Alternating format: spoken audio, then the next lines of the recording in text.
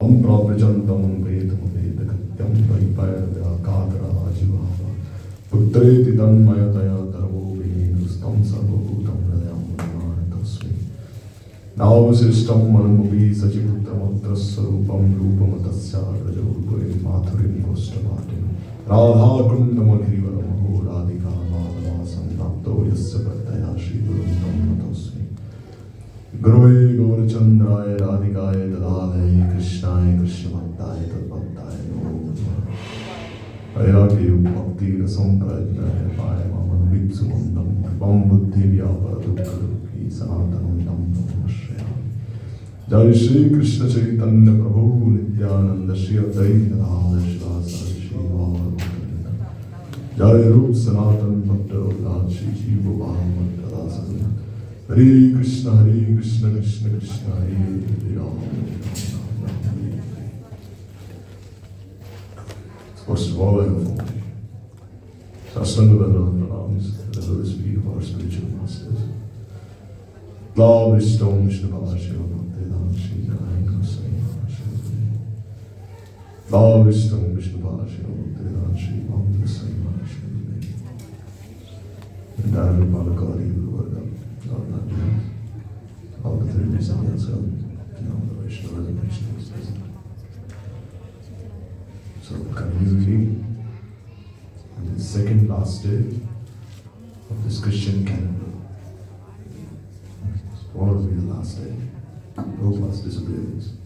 So we can expect that Vaishnavas will be there tomorrow. So, just read. We heard so far how Narada Rishi was glorifying the Pandavas. And here he's saying that even Prahlad, the son of Kayadu, along with his grandson and Hanuman himself, they obtained the mercy of Sri Hari alone. However, you devotees, that is the Pandavas, have become the recipient of Sri Hari's special mercy, along with all your brothers, friends, relatives, and servants.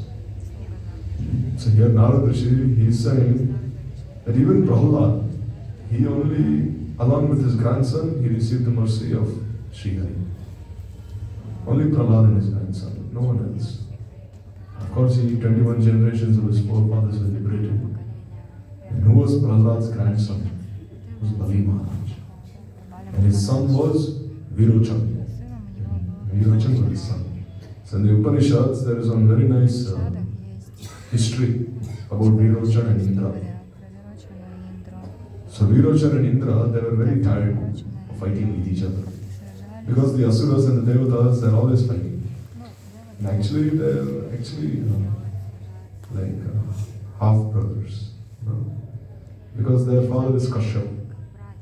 And the mother of the Devatas is Aditi. And the mother of the Daityas is Diti. So what do you call them? Half-brothers or step-brothers? Half-brothers. No. They're like half-brothers. No. So, but still they hate each other.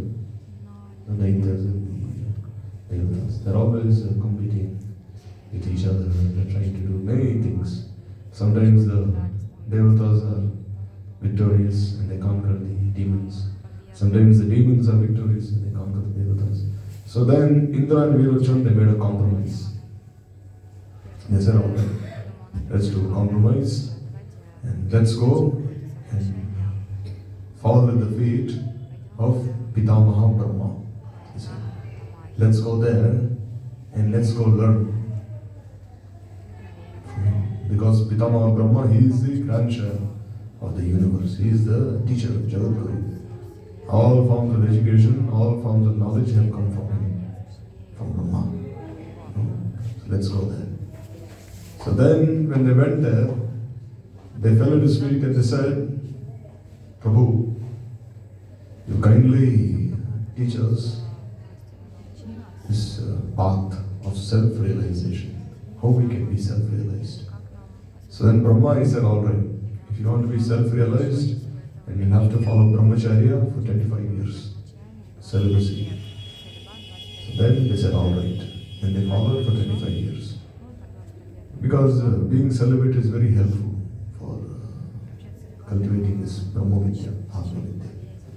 Because all your senses, they are focused on that, on achieving that realization. So then they followed brahmacharya for 25 years. And then when they approached Brahma, then Brahma, he said, go and look in that water. You see there's a pond nearby. The water in that pond is very clear. So you go and look at that. So they went and looked in that pond, Indra and Virochan. There they saw that reflection in the pond. And when they saw that reflection in the pond, Brahma, he looked at them and he said, that person whom you're seeing in the pond, on the surface of the pond, that is your Atma. And your duty is to please that person by all means. So when Virochan heard this, he became very happy. It means what? It means it is called Dehatmavad. It means the body is the Atma. So he was very happy and he was thinking, all right, now I will only do whatever I feel like, engage in so much sense gratification. This is self-realization then. So immediately he left. And he told all the demons in his kingdom. That Brahma himself has told me this. He has given me this order, Brahma Vakya. That the body is the self, and to please the body is to please the self, is to please Bhagavan himself. So then everyone was very happy. So Indra, he also went to the heavenly abode. And he spoke these same instructions to all the devatas there. But then after some time, Indra, he started thinking that actually I've enjoyed so much here in Swargaloka, but the outcome was very bad. Indra, he cheated Gautam Rishi's wife, Ahilya. He enjoyed with her, but what was the result? He was cursed. Ahilya was cursed. Indra is always inviting all these different Gandharvas, like these Apsaras like Menaka, Urvashi, Ramba. And sometimes he's even trying to disturb the sadhus, maharshis. Like once Vishwamitra was absorbed in so much penance, austerities, then he sent Menaka to disturb Vishwamitra. And Vishwamitra, he lost all the fruits of his penance when he saw her. Then he sent Ramba again. But this time Vishwamitra, he looked at Ramba and he burned her to ashes. So who is happy with his enjoyment? He was thinking. No one is happy. Indra was thinking. So there's something wrong here. So then again he went to Brahma. And then he said, Prabhu, so what is the process? How to achieve? If you want to achieve self-realization, how should you approach a bona fide guru? Tat vidhi pranipratena pariprashnena prashna pariprashnena sevaya upadekshanti te jnana jnaninas tattadarshina. So here you see tat vidhi pranipatena. First you follow this pranipat. Means you humbly follow his inquire. Then tat vidhi pariprashnena. Then you ask this prashna. And then upadekshanti te jnanas tattadarshina. Such tattadarshis, they can invite you, they can enlighten you on what this transcendental knowledge is. So then Brahma, he said, all right, another 25 years you follow brahmacharya. So Indra again another 25 years is brahmacharya. Then Brahma, he said that personality within you who is thinking, who is feeling, and who is willing to do things, who is desirous of initiating something, that person is your soul. So then who is that personality? It is the mind.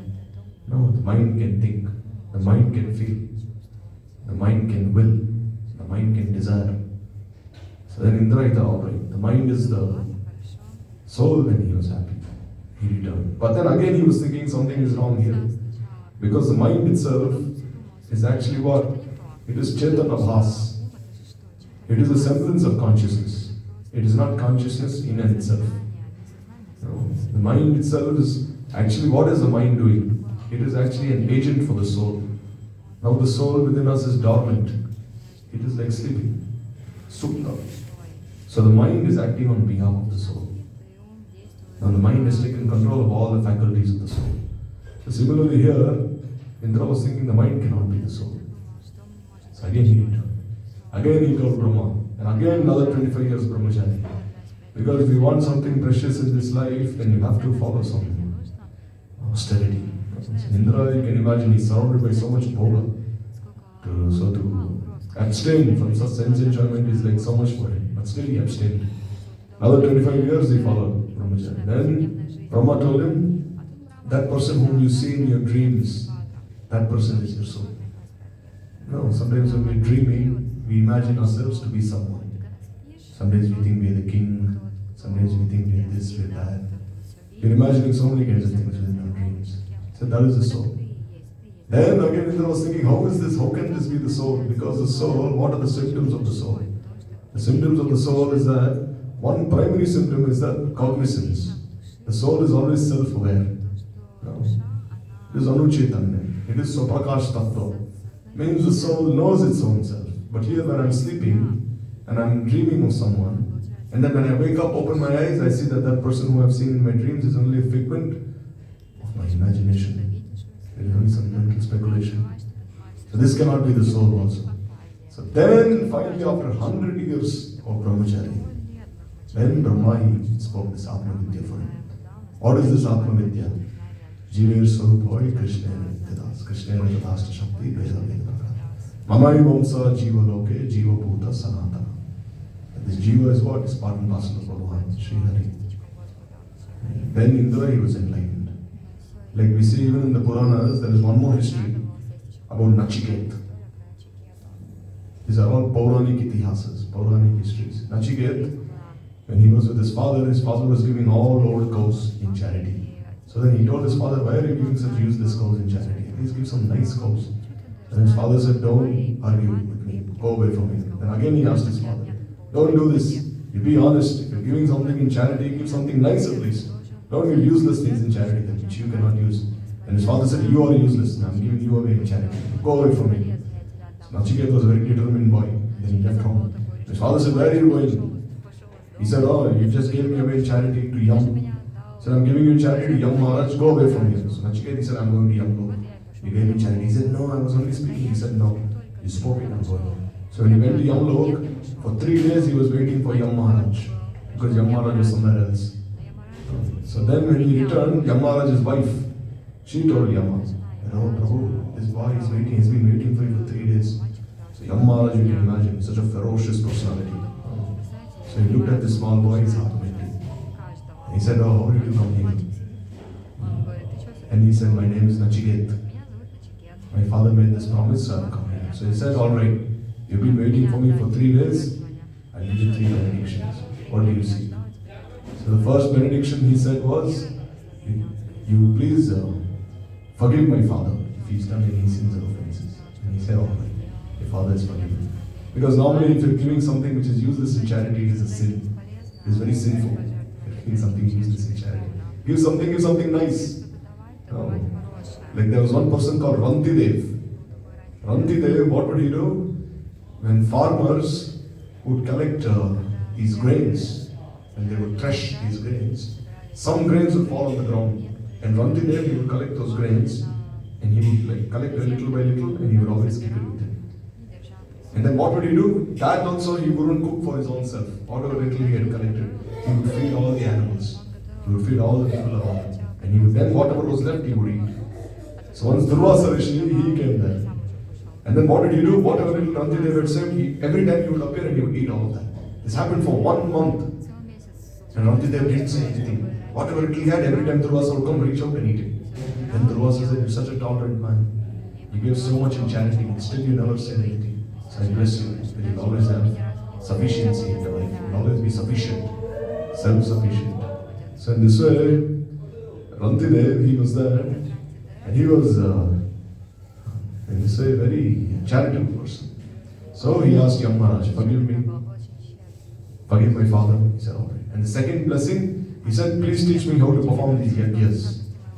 Because in Treta Yuga, Bhagavan, he appears through the fire sacrifice, through the yagya, as Yagyeshwar Sri Hari. The fire is considered to be the tongue of Sri Hari. So whatever you're offering, they're giving inside the fire, Bhagavan is tasting, he's eating. So please teach me yagyas. He said, all right. Then he said, ask for the third benediction. And he said, oh, please teach me this path of self-realization. Then Yam Maharaj, he looked at him very gravely.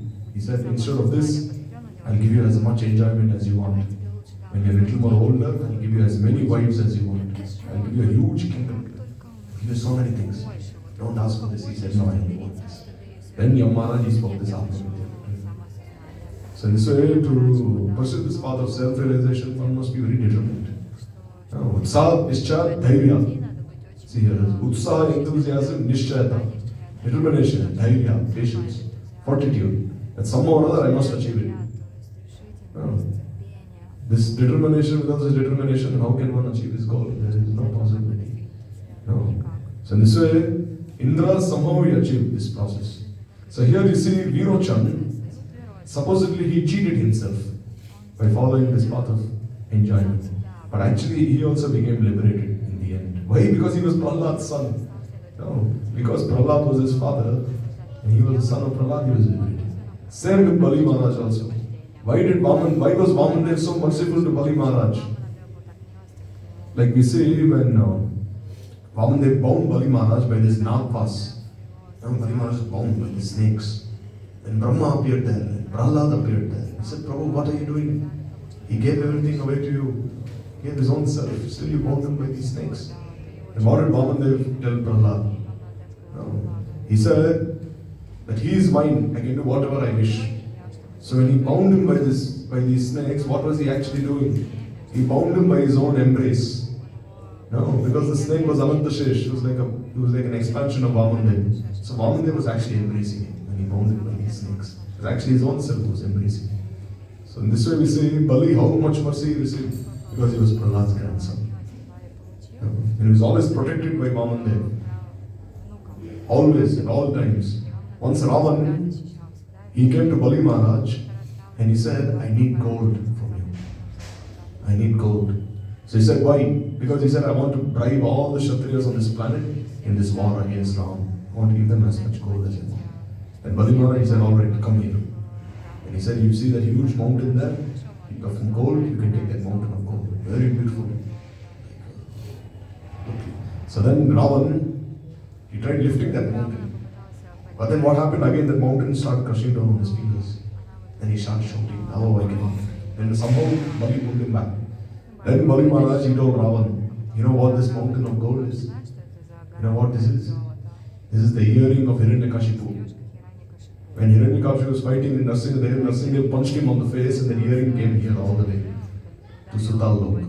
And it is here in the form of this mountain. If you cannot lift this earring itself, and that same Ramchandra, who is he? He is that same Prabhu himself. And you are fighting with him. You don't have so much sense. But Ravan also was very proud. He was also thinking in his mind, I am that same Hiranyakashipu. So again I do the same thing. He was also very proud of his strength. So again he left. So why did he attack Bali Maharaj? Because Bali Maharaj was always protected by Vamandev. Even Ravan could not do anything. Once by force he tried taking as much as he could. Then Bali Maharaj kicked Vamandev, he kicked Ravan away. And Ravan he fell flying back to Lanka. So why so much mercy? Because of Prahlad. And here Narada Rishi is also glorifying Hanuman. That Hanuman also received the mercy of Ram, but only Hanuman, no one else. Because Hanuman, he did not even have any children or grandchildren. He was Brahmachari. Nicely Brahmachari. He did not have any children. It is said he had one son, Makarabdhaja. It is said that when Hanuman, after he set all of Lanka in fire, he was very tired.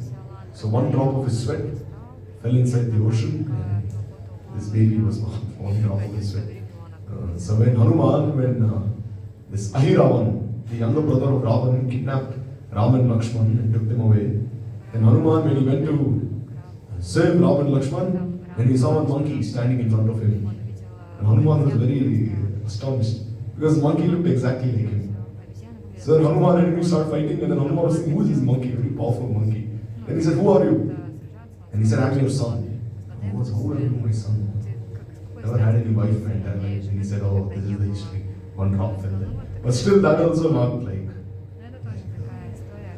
cannot be considered his son. So Hanuman also, only he alone received the mercy of Ram, no one else. And if you see, Prahlad, he received the mercy of Narsingadev. And Hanuman received the mercy of Ram. And the Pandavas, they are receiving the mercy of Sri Krishna himself. So actually, how much more superior they are? No. Because Ram and Narsinga, they are called Paravastha avatars. They are the expansions of Krishna. And here Krishna himself is blessing the Pandavas. Not just the Pandavas, even their brothers, even their friends, even their relatives, even their servants. Anyone who is related to the Pandavas slightly, he is blessing them. Even Duryodhana. Duryodhana did so many bad things to the Pandavas, but still Krishna, he liberated Duryodhana also. because he was related to the Pandavas. He was their cousin. No? And even like this Dronacharya, he was the guru of the Pandavas. And he fought against the Pandavas, but still Krishna liberated him. And we see even the father of Draupadi, Drupad Maharaj. Krishna liberated him. And even this brother of Draupadi, what was he called? The brother of Draupadi? Drupad is the father of Draupadi. Drishtadumna. He was the brother of Draupadi. And Krishna liberated him also. And Drishtadumna actually he did a sinful thing in the Mahabharata. When Dronacharya was meditating on his son in separation, what did Drishtadumna do? From behind he came and he cut Dronacharya's head off, which is very sinful in Kshatriya warfare. But still he was also liberated because related to Draupadi, related to the Pandavas. Anyone who was slightly related there. In the Kurukshetra war, whoever fought, millions of soldiers fought in the Kurukshetra war. There were 11 Akshavinis on the Kauravas side and 7 Akshavinis on the Pandavas side. One Akshavini means one division. And one division has like thousands of millions of soldiers. They were all liberated. Why? Because when they were dying, they either saw Krishna or the Pandavas or the Kauravas. Anyone related to the Pandavas, they were all liberated. So here, Naradaji is saying that all these different people, they were all liberated. He's saying even Vidura and Bhishma, who were great devotees, they were also favored by Krishna. Why? Because they are favored by you. So instead, Narada Rishi is glorifying the Pandavas. In the assembly of the Kauravas, Krishna said, those who are the well-wishers of the Pandavas are also my well-wishers. And those who are their enemies are also my enemies. Because the Pandavas are like the life air of my very soul. When Krishna went to Hastinapur as a messenger, no, as a Duta, as a representative of the Pandavas, he said, I'm going there because I want to make a settlement, a compromise between the Pandavas and the Kauravas. So at the time Draupadi, she told Krishna that Prabhu, you are going there, but I have made a promise. Because when Dushasana tried disrobing Draupadi, then Draupadi, what did she do? Her hair was loose. She had not tied her hair into a braid because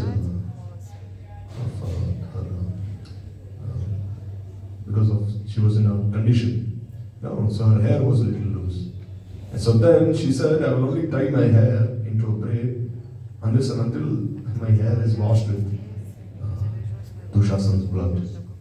And Bhim was also there near Krishna. And Bhim had also made that vow. That those same hands which tried disrobing Draupadi, I tear those hands out. So then they told Krishna, but if you are going to make this settlement between the Pandavas and the Kauravas, then what will happen to our promises, our vows? And Krishna said, actually they will not listen to me. Even if I am going there, they will not listen to me. But still I have to go there because the elders, the superiors, they expect this from me. But you see, they will not listen to me. So when Krishna went there to Hastinapur, and he told Duryodhana, at least you give them 5 kingdoms, 5 states. He said, if you cannot give 5 kingdoms, at least you give them like 5 cities. If you cannot give 5 cities, at least give 5 villages. So then Duryodhana, he said, I will not give them land even for like, what do you call it? For the needle, even for the needle to be, he couldn't say that. All in this much piece of land. So then Duryodhana, he told Krishna, I'm going to come and eat something. Krishna, how can I eat? You consider the Pandavas to be my enemy. You consider the Pandavas to be your enemy. So similarly, you consider me to be your enemy also. Because Duryodhana and Krishna, they were related. Actually, they were related. Because Duryodhana's daughter, she was taken away by Krishna's son, Samba. Duryodhana had a daughter called Lakshmana. Because his wife Bhanumati was a very chaste lady. So she had a son, Lakshmana, a daughter called Lakshmana. And Samba was so attracted, he went and he wanted to take her away. But the Kauravas caught Samba. So then Narada, he came and he told Krishna and Dwarika, oh, your son, he has been caught. So Krishna, he went with his Narayani Seva, but Balaram, he said, no, I'll go and make a compromise. Duryodhana is my disciple. So then Balaram, he went and told Duryodhana, saying, give your daughter, marry my nephew with him. So then Duryodhana said, oh, now these coward men, were like only running behind cows and calves, now they want to be the masters. He said, now the show wants to be the cow. So he passed many insults, saying like, oh, you're like this, like that, low caste, how are you, nothing. So Balaram, he didn't say anything. When he just got out of the palace, he had this huge plow. What did he do? He started pulling all of Hastinapur into the Yamuna. So then Bhishma and Drona, they went and told Duryodhana, boy, what kind of nonsense are you? You're disrespecting your own guru this way. Go fall in his feet. Beg for forgiveness and give your daughter away in marriage to his nephew Samba. So then Duryodhana, he said, all right, Prabhu, please forgive me. Was given marriage. So here Duryodhana was related to Krishna. So he said, okay Krishna, we are related to each other. Your son is married to my daughter, so come and take her please. So Krishna said no. Why? Because you are thinking the Pandavas are your enemies, so I am also your enemy. So here Krishna is saying that the Pandavas are my life and soul. Only Krishna knows your qualities. Narada is saying even I cannot fully describe your qualities. Only Krishna, he can fully describe your qualities. However, I have decided that Krishna himself appeared in this world only for you people. So Narada is telling the Pandavas, why did he appear only for you? Why? Paritranaya sadhunam vinashaya chadushritam dharma samstapana taya sambhavami yuve yuve. To establish this righteousness, this dharma has appeared. Why? Because all these sadhus were troubled by these asuras. And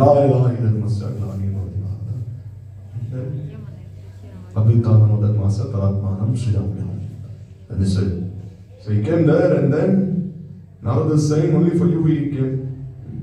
So then, but Yudhishthira, he was very silent. And then he, surrounded by his mother Kunti, his brothers, his wife Draupadi, then he spoke.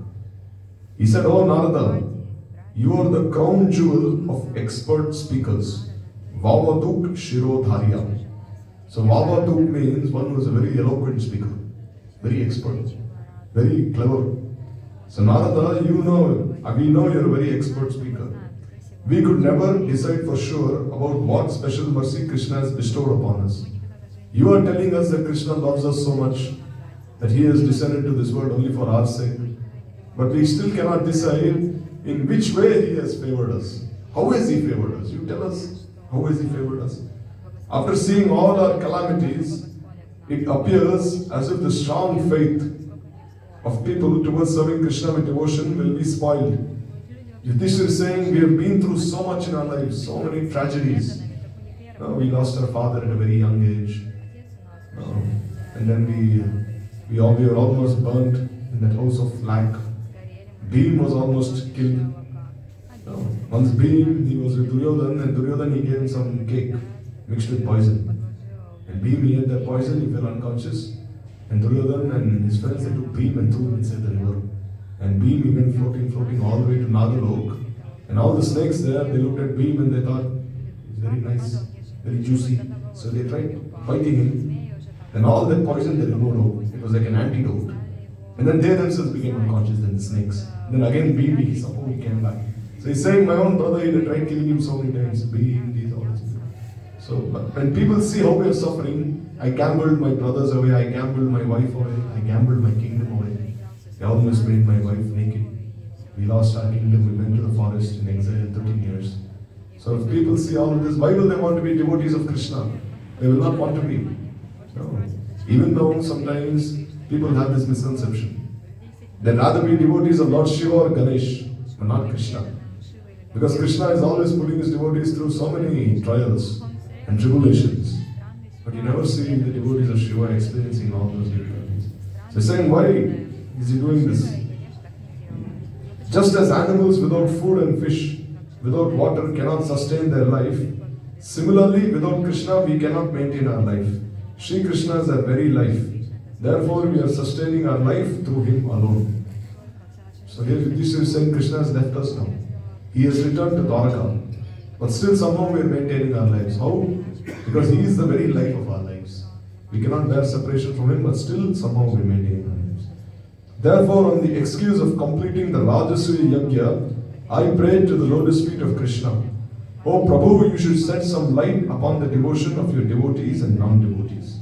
So here Yudhishthira is falling at the feet of Krishna and he's saying that, Prabhu, You have to at least give me some Aishwarya, some kingdom. Because then people, they'll be inclined to worship you. Or else people, they're not inclined to worship you so much. Krishna is saying, because Yudhishthira asked for this Aishwarya, for this Vaibhav.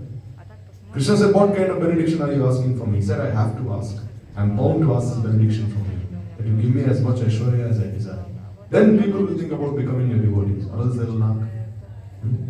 Only when all the living entities of this world see the pure material and spiritual wealth of your devotees, would they perform bhajan at your lotus feet with intense faith and achieve lasting happiness, free from fear and distress. So Yudhishthira told Krishna that your devotees should also be endowed not just with spiritual wealth, but also with material wealth. Then people of this world will also be inspired to adopt this process of Krishna Bhakti, or else they will not. So now that Krishna has destroyed our enemies and granted us this kingdom, we have received more distress than ever before. So Yudhishthira was saying that actually I asked for this benediction of this kingdom, but now I'm saying that this kingdom is like a thorn. It is pricking me. Without Krishna, this thorn is pricking me so much. Because I was thinking, I was praying for this, now without him, what use is this kingdom for? Useless. For this kingdom, so many teachers, such as Drona and Bhishma, and so many sons, like Abhimanyu, and so many righteous kings were killed. No. So many people were even cheated. Bhishma himself, he had to actively take part in this war. Like in the Mahabharata, there are very nice stories about Bhishma. Once Duryodhana, he told Bhishma that you are very partial to the Pandavas. Because Bhishma was the greatest warrior of his time. So Duryodhana said, if you wanted to, you could have killed all the Pandavas in one day, but you're not killing them. You're only killing their soldiers, 10,000 soldiers a day, but you're not killing the Pandavas. I know you're very partial. So then Bhishma said, all right, I will assure you victory. So tomorrow what must you do?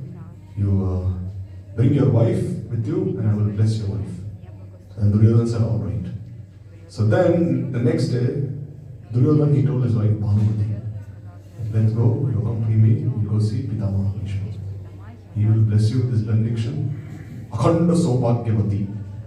Akhanda Saubhagyavati means, may your husband live long and may you never have to become a widow. So then Duryodhana was very happy. So that day it started raining very much. It started raining. So then Krishna, he told Draupadi, you cover your face and let's go. So then she sat there to see Bhishma.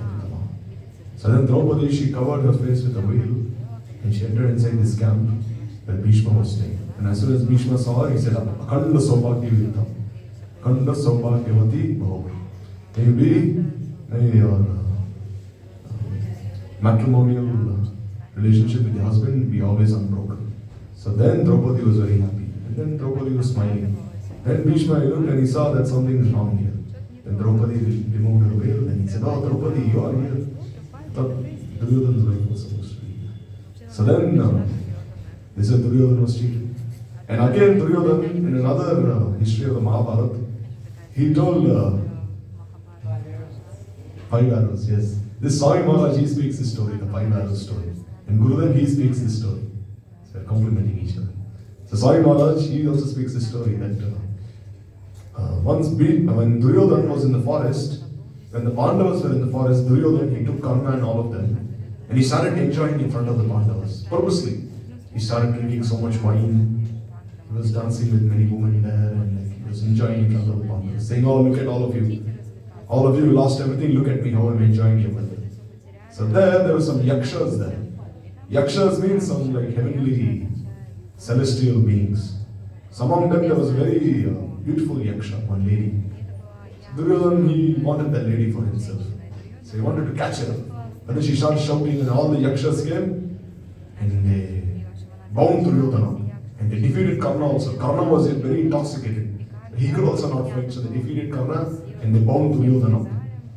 They wanted to even kill him. And Duryodhana was crying, help me, help me.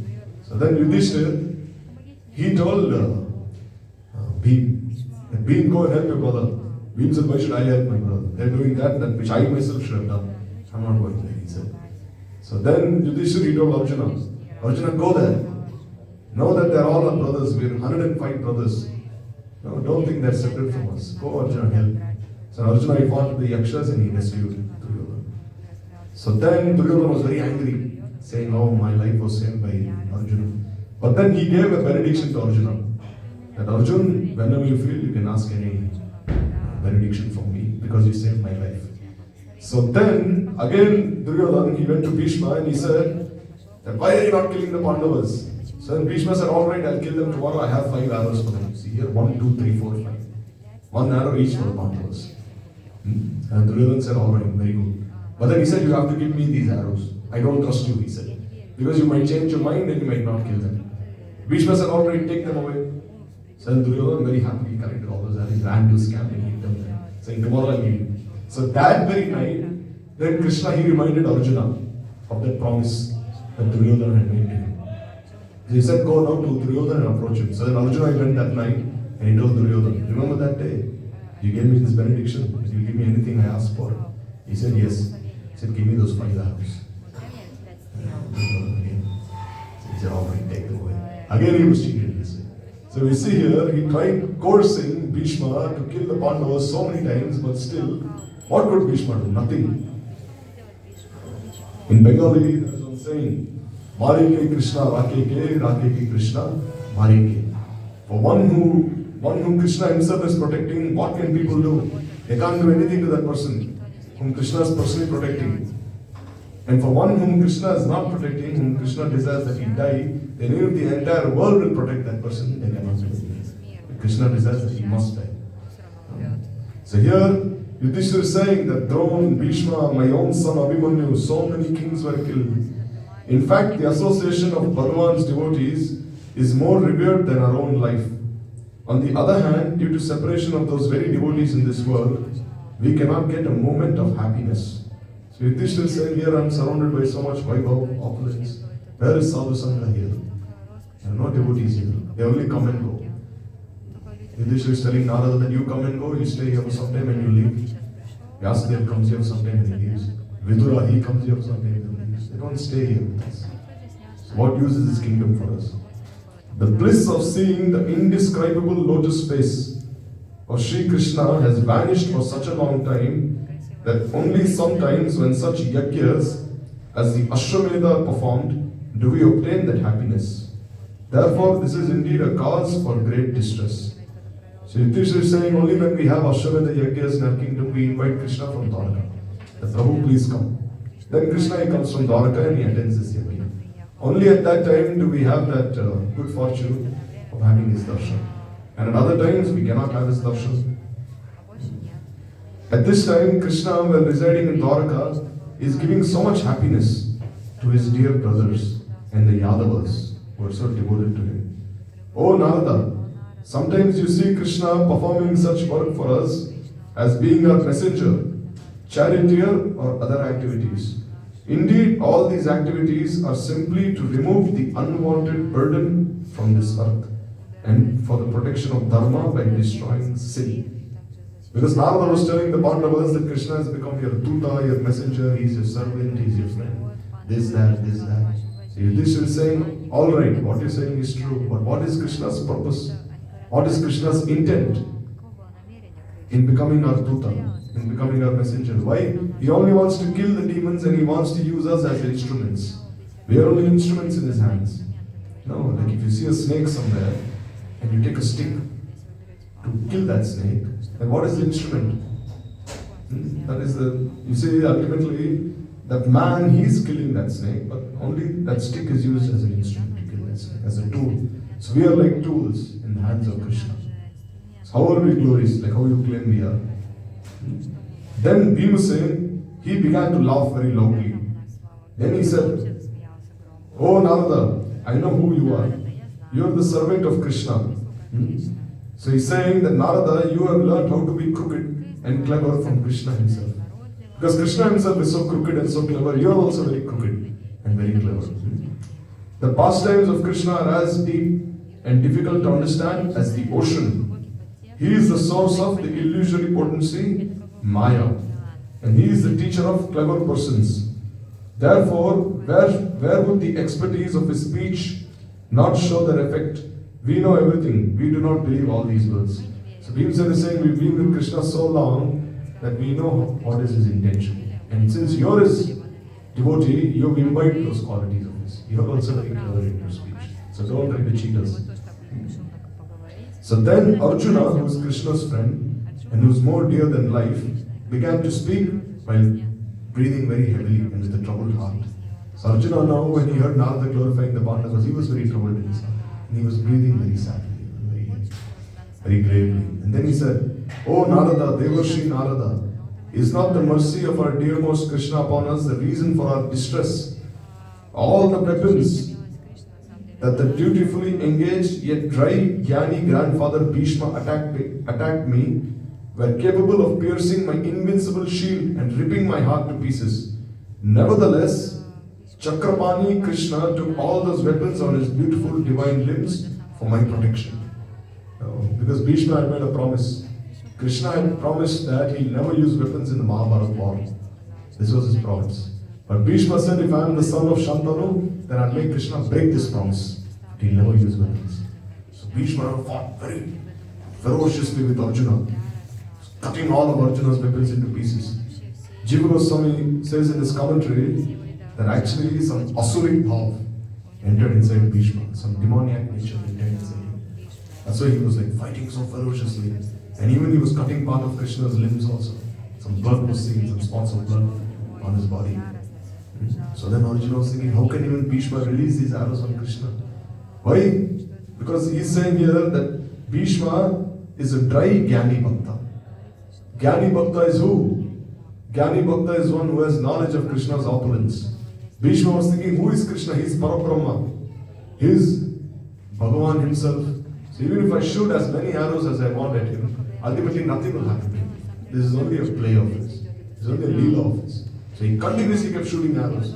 And Arjuna, who had this intimate relationship with Krishna, he has so much mamata for Krishna, he could not tolerate all of this. So then finally Krishna, he took one wheel. Here you see Arjuna, he is addressing Krishna as Chakrapani. So when he took this wheel and he charged it, Bhishma, he fell on his knees and he offered praise to Krishna. This is what I wanted to see. So here, O exalted Brahmana, that pain that I felt in my heart is still not left me. Because whenever I remember those attacks, I become so distressed. So how can I ever become happy? It is not a sign of affectionate mercy to perform activities which cause one's beloved to become distressful. So here Arjuna is telling Narada that if Krishna really likes me so much, then why is he giving so much pain to my heart? Because when he accepted those arrows of Bhishma and when he was bleeding, when those spots of blood appeared on his body, he must have surely known that I am feeling so much pain in my heart, that my Sakha Arjuna, my Pranbandhu, he cannot tolerate this. But still, he allowed himself to be attacked by Bhishma. Why is he doing this? Why is he giving such pain to my heart? Arjuna is saying this. When I withdrew from killing my superiors such as Bhishma and Drona, at that time Krishna, the best among the wise, gave me instructions to inspire me to fight. The literal meaning of the Gita can give pleasure simply to dry scholars. That instruction is extremely painful for me, for this does not give pleasure to devotees who maintain their lives by hearing the glories of Bhakti. So we see here in the Gita, Krishna has given so many instructions on Karma Mishra Bhakti, Jnana Mishra Bhakti, saying do your duty, don't do this, don't do that, offer your karma to me. So Arjuna is saying, how can he even speak such instructions to me? I am a surrendered devotee, I am his bhakta. Rather, he is giving so many dry instructions. He is saying only scholars whose intelligence is very dry, very hard, their hearts are very hard-hearted, they will find pleasure in these words of Krishna, but not me. Arjuna is saying, I cannot find happiness. Despite deliberating on the import of those instructions, they do not give us the slightest pleasure. Instead, they remind us only of how Krishna deceived us. So when I'm thinking about all those instructions that I received from Krishna, I'm thinking that how he actually cheated me. He actually did not benefit me, he cheated me. So we have firm faith in Krishna, who is always pure in every way, whose vows always come true, and who is the best friend among all benefactors. We have no other object dearer to us than that most attractive human-like divine form of Parabrahma. who's obtained directly. So you see here what Arjuna is saying. We have firm faith that only that Krishna who is performing his Naravat Leela, he is dearer to us than our own lives. Because in the Bhagavad Gita, what is Krishna saying? He's saying, I am Parabrahma, I am Bhagavan, and this and that. But here what is Krishna saying? I only like that human-like form of Krishna. That form where he is performing his Naravat Leelas. Nakula and Sahadev said, "Oh exact sage, Krishna encouraged us in times of danger and calamities by destroying enemies and by performing sacrifices. Rather, he increased our fame, kingdom, as well as our rare, difficult to attain pious merits. We do not consider this to be his special mercy. Instead of having completed so many Mahayagyas, he pleased us by accepting our request to him for the honor of being the first to be worshipped. We consider this to be his mercy indeed." So Nakul and Sahadev were telling Narada that Krishna, he gave us this huge kingdom, he gave us wealth, he gave us followers, but this is not his real mercy. What was his real mercy? His real mercy was when, during the Rajasya Yajna, he accepted our proposal of him being worshipped first. It is called Agra Puja. Krishna, he agreed to be the most superior among all, and he agreed that he be worshipped by all the others. This is his special mercy. So, O saintly Brahmana, O Narada, how can we maintain our lives after being cheated by him? Now even his darshan has become extremely difficult for us. So then after hearing that conversation, Draupadi, she became overwhelmed with so much grief and she began to weep. Then somehow regaining her composure, she began to speak with a choked voice. So Draupadi is listening to her husband speak and she's weeping so much. And then gradually she's composing herself and she's speaking to Krishna. Draupadi said, "My dearmost, confident and Pransaka Krishna, he protected me so many times in the past. And by vanquishing such wicked people as Duryodhan and Dushasan, he displayed his mercy unto us. Henceforth, I hope that he would continue to show such favor upon us as before. This is his duty also." So here we must know that why was Draupadi suffering so much? There is a history in the Puranas why she suffered so much. Once Draupadi, she asked Durvasa Rishi that in my life I have been suffering so much. What is the reason?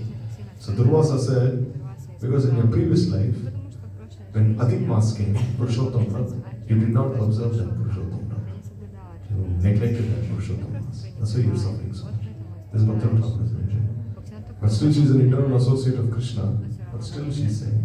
So nevertheless, now that my father Drupad, brothers like Drishtadyumna, and my sons have been killed one after another, I know that this is the will of Krishna. Still, I never lamented. Instead, I kept nourishing hopes of some desirable result. Draupadi is saying, my father was killed, my brother was killed, my sons were killed. But still I thought this is only the will of Krishna. As he desires, it shall happen. Ashwiji is saying that I desired that he at least give me darshan from time to time. Draupadi continued, I had a hope that Krishna would stay with us and sitting near me would please me with his clever, sweet words and would console me when I am feeling so much separation from my father, brother and sons. I had a hope that I would always drink the nectar of his smiling words. Draupadi is saying, although I lost my son, father, so many, I always thought that I would have Krishna by my side and he would pacify me with his sweet words. But here he is not even here to pacify me. So what was the need of even having my son killed? My father killed, my brother killed, when he is not even here to pacify me. There was no need of that happening in the first place. Alas, what to speak of fulfilling that desire? It is alone my misfortune that he does not come to us as before. So Devarshi Sri Narada, how can I understand this to be Krishna's mercy? So then Kunti Devi, who held her life only by taking darshan of Krishna, became overwhelmed with anxiety after remembering the mercy and neglect by Sri Krishna. She then began to speak in a pathetic voice while shedding tears. Kunti Devi said, like a widow with sons, I became submerged in an ocean of calamities. Still Krishna repeatedly protected me throughout these misfortunes. So I concluded from this that Krishna had shown special mercy on me, more than even his own mother Devaki. So here Kunti is saying that when Devaki was suffering in the prison of Kansa, Krishna, he would not appear there to pacify Devaki. No, Krishna was in Vrindavan. For 10 years he was in Vrindavan and Devaki was suffering. But still, when I was suffering, Krishna would always come and pacify me. So she's saying, in one way I received more mercy than even Devaki did when Krishna pacified me. What to speak of receiving his special mercy? I cannot think that Krishna has even a tinge of mercy on me now. Why? Because here, women are weeping everywhere. Why? Because all their husbands have died. Thus I have become deprived of his darshan. Having abandoned the desire of any prosperity without his darshan, I prayed only for those calamities which grant his darshan. So here she's saying that Krishna thinks we're happy now, but how are we happy? Here in Hastinapur, all these ladies are still crying for their husbands, for their sons who were killed in the Mahabharata war. So where is he? To pacify me now. What use is his kingdom for me? No use. Krishna, he abandoned us and he resides in the city of Dwarka. Because he is thinking, I have given this kingdom without any obstruction to the Pandavas. So they are very happy. Therefore, now I have given up hope of his return. However, if I quickly die now, then I shall consider it his special mercy. Kunti is saying, I'd rather die than be alive now. Without him, what is the use of me even living now? But still, he is not letting me even die.